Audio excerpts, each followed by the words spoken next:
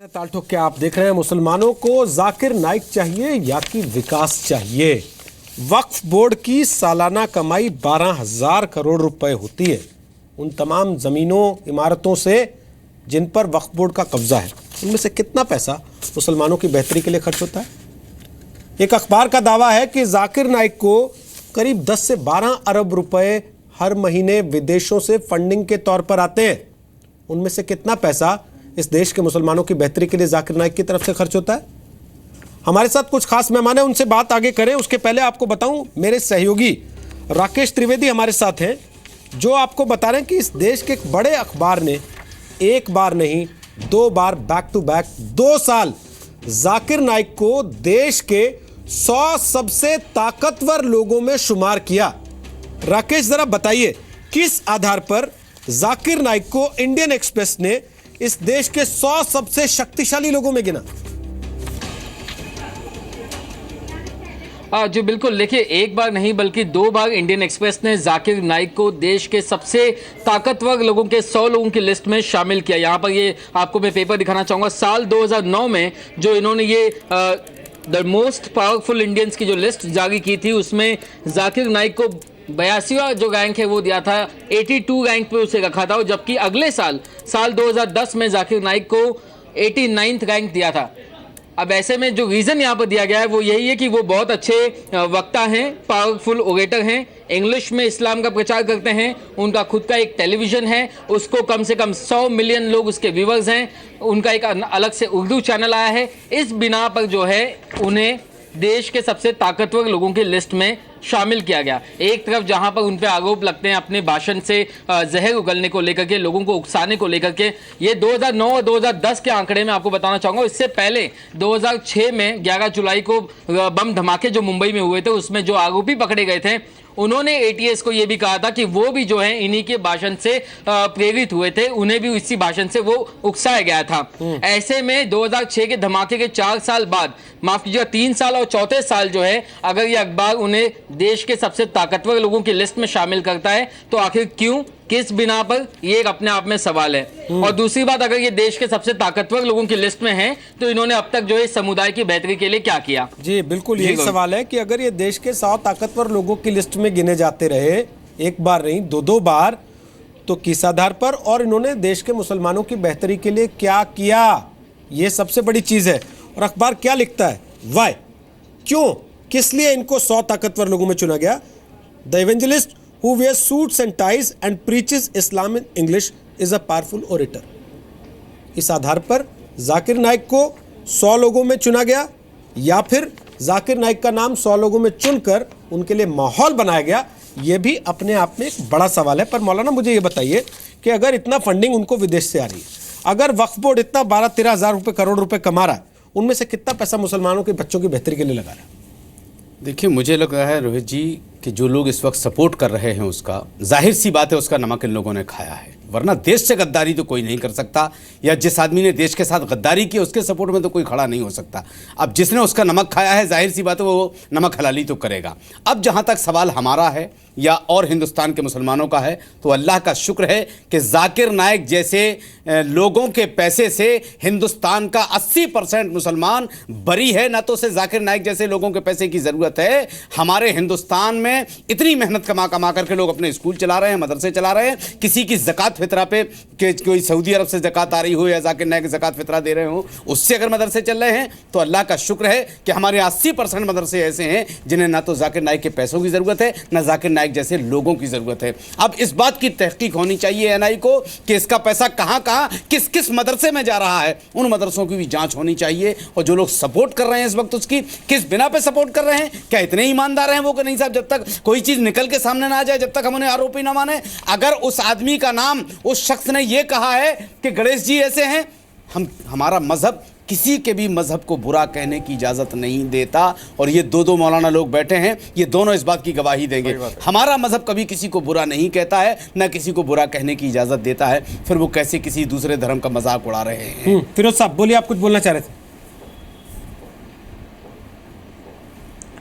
जी, मेरा बोलना है कि एक तो वो दूसरे धर्मों को इंसल्ट करते हैं, ये मैंने खुद सुना है।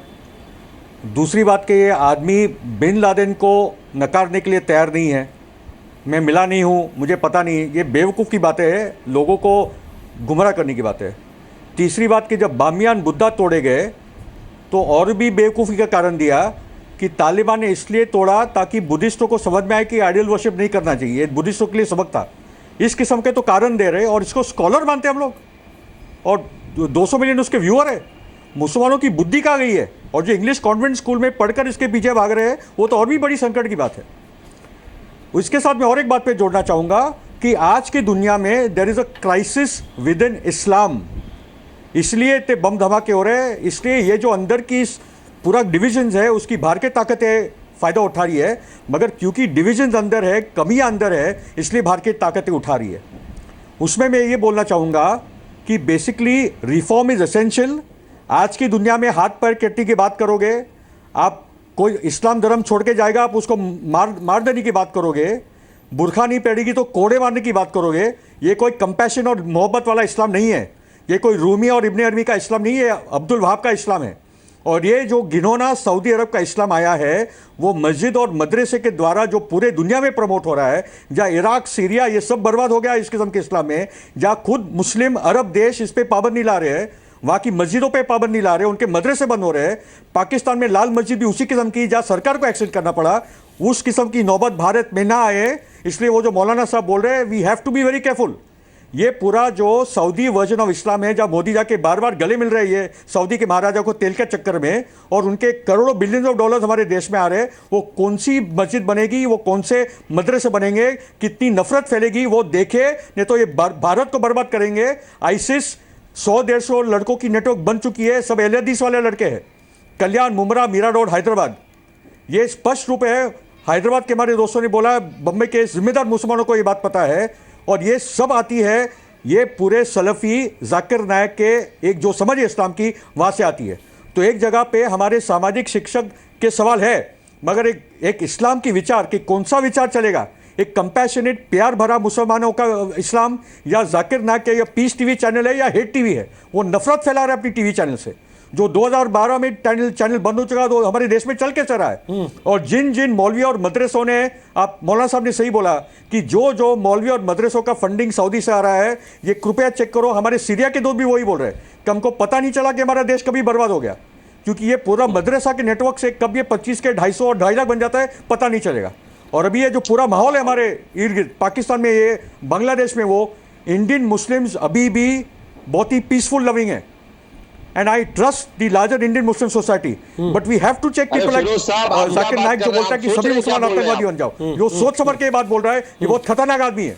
गुलाम रसूल, ये बहुत डेंजरस आदमी है। गुलाम रसूल, एक चीज़ बताइए, जहाँ 4 लोग होंगे निश्चित तौर पे वो बर्तन होते हैं तो खटकते ही, आपने कहावत सुनी होगी, थोड़ी बहुत ऊंच नीच हर जगह चलती है, लेकिन एक कौम के लोगों को दूसरे धर्म के लोगों के खिलाफ भड़काया जाए, एक देश के लोगों को आतंकवादियों की तरफ बढ़ाने के लिए ऐसी ऐसी बातें कही जाएं, इसको कैसे जस्टिफाई करेंगे आप?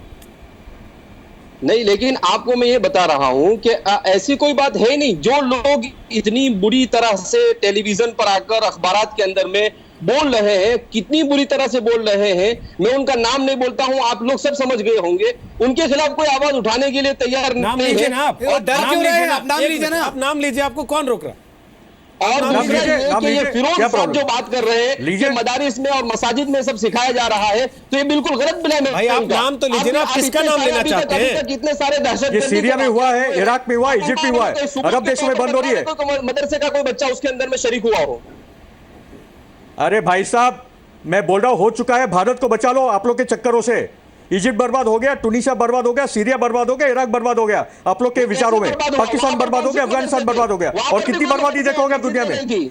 भारत में आप लोग औकात में उसलिए सीधे रहे हो, भारत में आपकी औकात नहीं है करने की, इसलिए आप सीधे हो, नहीं तो भारत को बर्बाद कर देते। जितना काम मदरसों ने, आप में हिंसा भरी पड़ी है आपके विचारों में। के लिए भी मदरसों ने जो काम किया है ना, वो किसी ने नहीं किया है। अरे छोड़ो, आप लोग ने क्या क्या पीस का काम किया है, आपसे ज्यादा खतरनाक लोग नहीं है, आपकी औकात नहीं है करने की कुछ भी, इसलिए नहीं कर पा रहे। तो आदमी खुलेआम बिन लादेन की तरफदारी कर रहे हो, और क्या बोला आपको? कि कम से कम यहाँ जुबान पर कंट्रोल रखा जाए, बिल्कुल गलत है। पूरी दुनिया हमें देख रही है, और इस तरीके की बात को सपोर्ट करता है। आप मुसलमान होकर ऐसी बात कर रहे हैं, आपको सोचना चाहिए जरा। सर सर झगड़ा ना जी। करें। अरे भाई हम आपके तो सर्टिफिकेट विकास की की जरूरत बात नहीं है कर भाई, रहे थे। आप लोग ठेकेदारी बनते हो इस्लाम साहब की। तो विकास की क्यों बात कर रहे हैं? क्या विकास सबूत है की उनके बात करके पास? बैठे थे ना सर, झगड़िए इस नहीं, मुल्क आराम से की कहेंगे आज़ादी तो के भी समझ अंदर में में आएगा। हमारे मदारिस में सबसे अहम रोल अदा किया है, उलमा ने सबसे अहम रोल अदा किया है। अरे आपकी अभी तक हुआ नहीं है, हो सकता है आप लोग के चक्करों में, बाकी के तो दिक्कत है पूरी दुनिया में आप लोग क्या क्या फतह फैला रहे हैं। हम लोगों ने अल्हम्दुलिल्लाह इस मुल्क को रोहित आजाद जी, किया, मैं छाती ठोक। आप मुझे इजाजत दे तो मैं बात रखूं। आप तारीख को पढ़िए, आपने हिस्ट्री नहीं अरे पढ़ी भैया अभी ये तक। पूरा सऊदी गढ़ है आतंकवाद का, सऊदी पूरा गढ़ है आतंकवाद का, Saudi is the centre of terror. Pakistan, आप हमारे अफगानिस्तान, वज़ीर कहाँ से आया ये आज़म सब? साहब जाके मतलब वहाँ से सऊदी जवाब वजह देते इस्लाम फिक्र का। से ताल्लुक रखते अगर ये हो, गढ़ होता तो और वज़ीर आपकी आज़म साहब आइडियोलॉजी क्यों और जाते? फिक्र के खिलाफ जो चीज जाती है, आप उसको अपनी जातियात पर ले लेते हो, इस तरीके से बात करते हो, किसी की सारी खिदमत को फरामोश कर देते हो, किसी की सारी चीज को। ये बिल्कुल मैं समझता हूं कि इंसानियत के भी खिलाफ है, इस्लामियत के खिलाफ तो बहुत दूर की बात। फिरोज साहब, और आप जो इस्लाम दुनिया को देने जा रहे हैं, आपने जो बात अभी की है, तो बिन कुरान और लादेन को हदीस के जाकिर नाइक खिलाफ सपोर्ट बहुत करता है, सारी उसका जवाब बातें आपने देंगे? अभी बयान की है। बिन लादेन का आप विरोध चाह किया रहे हैं है कि आपका जाकिर नाइक इस्लाम ने? पूरी दुनिया के अंदर में फैले। जाकिर आप नाइक याद ने रखिए, विरोध किया क्या रोहित बिन जी, लादेन मैं का? जवाब दे कोई दूं? एक्सेप्ट करने वाला नहीं है। आप सिर्फ टेलीविजन पर ये बोलते ही फिरोज रहेंगे, साहब बाकी आपके इस्लाम बहुत आपके देर से आपके इस्लाम कोई पर राज जो बोलने वाला नहीं।